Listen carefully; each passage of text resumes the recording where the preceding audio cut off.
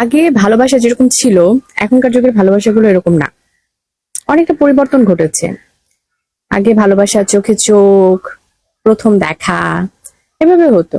এখন হয় মেসেঞ্জারে, চ্যাটিং এ, যে ভালোবাসাগুলো হয় শব্দের আদান প্রদানে, কিছু কথার মিলে যাওয়া, কিছু ভাবনার মিলে যাওয়া থেকে ভালোবাসা তৈরি হয়। এমন এক ধরনের ভালোবাসার কথা আজকে বলি, সেটা হচ্ছে যে এমন কিছু ভালোবাসা থাকে যে একজন মানুষ আপনাকে প্রচুর ভালোবাসা দিচ্ছে, সকালের গুড মর্নিং থেকে শুরু করে রাতের গুড নাইট পর্যন্ত সবটা সবটা আপনার মতন হচ্ছে।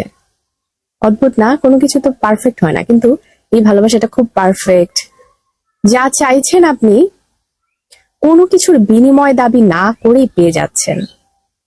তেমনটা কিছু দিচ্ছেন না তাকে, কিন্তু সবটা পেয়ে যাচ্ছেন। সন্দেহ হলেও ভালোবাসায় আপনার সন্দেহটা দূর হয়ে যাচ্ছে।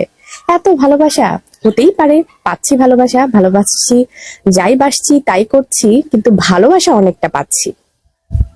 এরকম আপনাকে ভালোবাসতে বাসতে হঠাৎ করে মানুষটা উধাও হয়ে যাবে।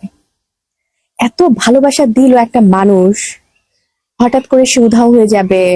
এই যে হঠাৎ করে সেই লোকটা আপনার জীবন থেকে চলে গেল, সেই লোকটা চলে যাওয়ার পর আপনি বেশ ব্যথিত হলেন। এত পারফেক্ট একজন মানুষ আপনাকে কোনো খোঁজ খবর না দিয়েই আপনার জীবন থেকে চলে গেল। আপনি তো খুব হাই হতাশ করছেন।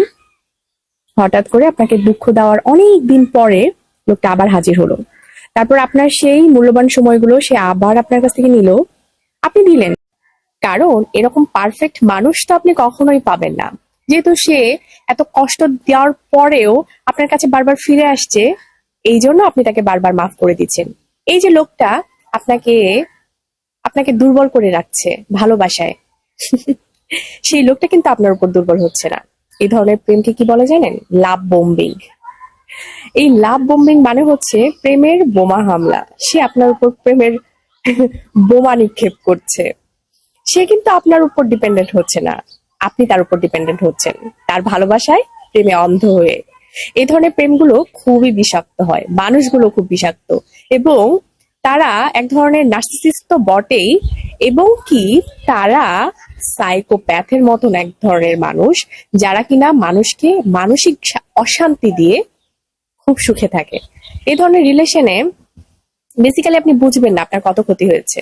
আপনার যে প্রোডাক্টিভ টাইম গুলো নষ্ট হয়েছে, এটা আপনি বুঝবেন অনেক বছর পরে, যে টাইম গুলো আপনি কখনো ফিরে পাবেন না। এই ধরনের লাভ বোম্বিং টাইপের রিলেশনশিপ থেকে প্লিজ সাবধান হন।